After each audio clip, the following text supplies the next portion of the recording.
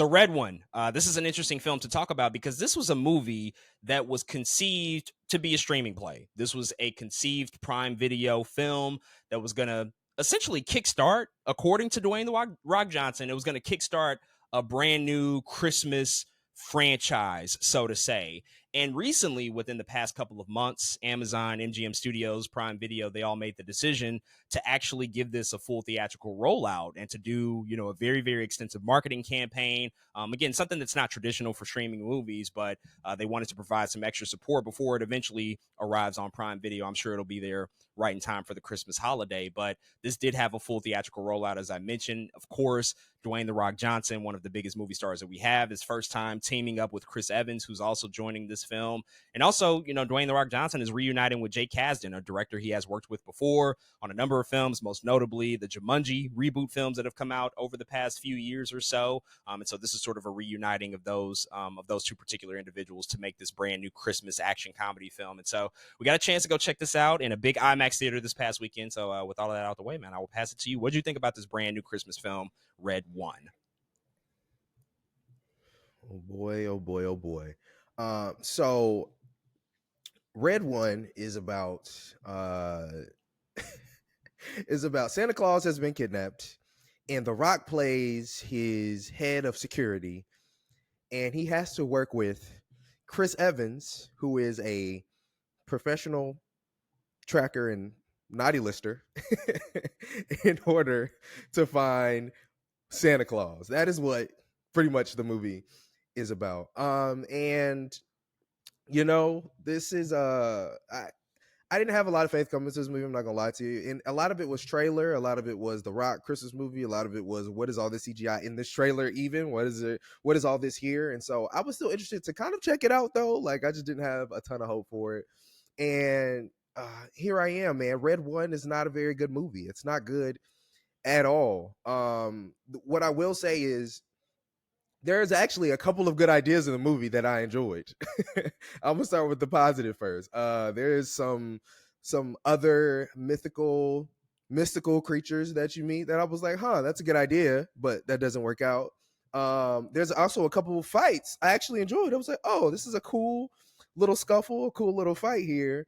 And I also actually don't mind the setup of the movie. It took too long, I'll say that, but in terms of the way they got there, J.K. Simmons as Santa Claus, he's super fly as Santa Claus. I like the way this particular North Pole looked. Some of that stuff was okay to me. I was like, oh, this is fine. But as the movie went on, more and more, it just continued to fall apart over and over and over, and a lot of things didn't land. Big CGI battle. This is another example to me of why movies being too expensive nowadays. This movie had no business costing, what was it, 200, 250? 250. $250 million. What are we doing, Lord Jesus? I honestly, to be honest, that's probably my biggest gripe with this. If this movie costs like 30 mil, Oh, sure. well, there's no way. I mean, the There's reason no way. the No, reason I it get cost it. this much is because everybody got paid up front because it was just going to be a streaming movie. Oh man, Everybody got their money up front. There's no Lord. box office participation, and The Rock reportedly got $50 million from this movie. We know Chris Evans is now walking away with anything less than probably 15 to 20 million. There's a lot of people getting paid a lot of money just to be a part of it before we're talking about actual production stuff. That is insane, man. And you can tell a lot of it is in CGI. There's a ton of CGI in this film, and yeah, by the end of it, man, a lot of it got boring. A lot of it was cheesy and corny, but of course they try to do that for a Christmas effect, and it's like, oh yeah, this is cheesy because it's a Christmas movie. But no, it's just like it doesn't work. It's like I've been there, done that kind of cheesy. A lot of it is kind of predictable, again, outside of some of those mythical things. I think you can predict the ending from the beginning if you've seen any Christmas movie that's similar to this. And yeah, it just falls by the wayside in almost every way. And so yeah, 2 hours too long. It costs way too much money. Why are we here? What are we doing? And yeah, man, it's not a very good movie. So if you're listening, I just want everybody to know, if you're listening or watching, I'm about to eat this fucking movie up because oh my god, Red One, this movie, this is everything that is wrong with Hollywood right now. I think that this movie sums up Mm-hmm. everything that's wrong with the industry as we see it. I think that it represents the worst of the lazy, mindless, algorithmic slop that these damn big tech companies are producing. It feels like assembly line entertainment that was created by a focus group, made by committee. It was almost as if it was generated by AI. Like what if we just made a Christmas action movie? Who are the biggest stars that we can get? What's the company that can pay the money? That's going to be able to fund this endeavor, because everything about it feels almost soulless from the get go. There is absolutely hideous CGI, some of the worst CGI I've seen all year in any big budget movie. It looks like nothing here was filmed on anything but a soundstage. Like a lot of the time I was wondering, like, was any actual single scene shot on a real set? Like, did they use any real sets here? The movie's just flat out ugly. Mm-hmm. It's an ugly ass movie. It's an eyesore to look at.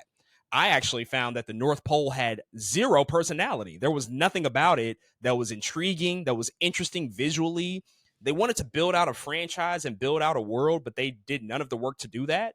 Anytime you talk about a franchise starter, a picture that's supposed to kickstart, opening up a new world and bringing you into a new era, a new world of any sort, like you have to do a tremendous amount of work to make that immersive, to make it believable, to give it color and imagination, and make it feel lived in and real. And there was never any time that this movie did that. Like every single thing just looks so manufactured and so fake. Everything just felt completely made up. There was no real element about it. There's even one scene, there's like a chase sequence where you see the Rock like running after like this motorcycle vehicle type of thing throughout the North Pole.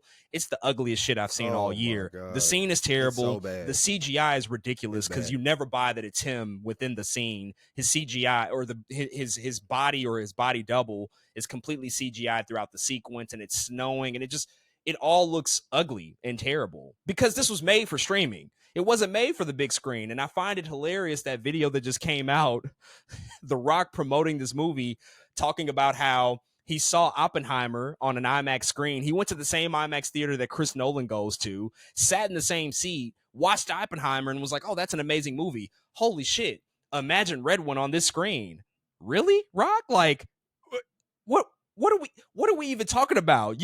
You just think that you can just take one movie and just place it on a screen and all of a sudden it's going to create this immersive, visually beautiful experience. That's not how it works. Chris Nolan uses the technology. He works with the professionals. He Yep. brings in the cameras. He brings in the DPs, the people that know how to manage the stuff. You don't just transport a movie onto an IMAX screen and all of a sudden it's going to create this visual spectacle. But that's what y'all did, and that's not what you got. That's exactly not what you got, because we Mhm. saw it on the biggest screen possible in this fucking country, and it was terrible. It looked so ugly. It was just ridiculous, and that's like my biggest gripe about it. And it's even more frustrating because the director, Jonathan Kasdan, Jay Kasdan, whatever his name is, I can't remember. If you look at his other movies with The Rock in particular, those Jumanji films that he made, those look Yeah, decent. They're not the greatest looking movies, but they they look do. decent. They look Hmm. they look like they're made for the big screen. They look like they're made to be big spectacles, and they try to implement some real jungles or at least real scenery to make it look like they're really in the jungle, all sorts of Hmm. stuff. There's none of that here. Like this is all just ridiculous blue screen, green screen, backdrop, soundstage in Fayetteville, Georgia, wherever the fuck, just random stuff going on. The other thing that I want to just say quickly about the casting, one thing that just really stuck out to me throughout watching this movie, you have Dwayne the Rock Johnson, Chris Evans, J.K. Simmons, Lucy Liu. Like these are all veteran actors, been doing it for a long time. Right. And then out of Hmm. nowhere, the villain of the film is played by Kiernan Shipka. Very young, talented actress. She's been in a number of things, but she's completely out of place in this movie. She has no Yep. place. She never leaves her lair. She's just like in one isolated location the entire time. And I was wondering, like, why is this young actress in this movie with these old actors like that? It just sticks out, and she doesn't belong. And then I thought, like, oh yeah, that's probably the producers and the filmmakers behind the scenes saying like, yeah, guys, we need to maintain the 4 quadrant element of this film, and we need somebody young because everybody else here is old. So, hey, let's get an under 25 young actress to be in the movie. That's probably the only reason she's even here, because you can't really explain her presence beyond the fact that she's a young, talented actress that would probably speak to a younger generation, because younger folks on TikTok or wherever, they're not going to really go see a movie because of J.K. Simmons or Lucy Liu. They don't have any attachment to them. And yeah, overall, this is just like, it's a terrible film. It's awful. It's really, really awful. The one scene you pointed out, that's the one thing that I liked about it. There's one inspired sequence. It's when they go to visit Krampus, you know, the estranged brother of Santa Claus in this Best part of the film. movie. It's the best part of this movie because there was real makeup. That probably was a real set that they built. There was a couple of good gags in that moment, but by the point in the movie that it arrives, it's too little too late. It doesn't last long enough. And you're just like, wow, everything else around it just completely falls apart. This movie's fucking terrible.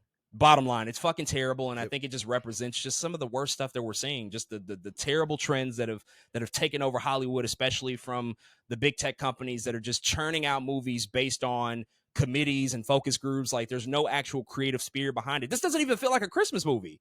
There's no like actual Christmas joy or cheer. Like, that's the point of the film, to feel like a Christmas movie, and it never even feels like that. Like, I never felt in the holiday spirit by any scene. That's like the craziest thing to me. Like, how easy is it to just make a Christmas movie that leans into family and those nostalgic ideas and all of that stuff, and they just never do it because they're too focused on being a subpar Marvel franchise starter that fails pretty much at all of that stuff. And 250, you know, it's a lot of money. 250. And it made, I think, 34 million at the opening weekend box office, which is, you know, almost an outright rejection.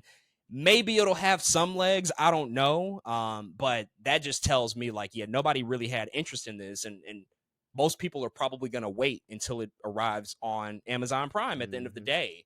And yeah, just don't even bother. Just don't even bother with Red One. It's really bad.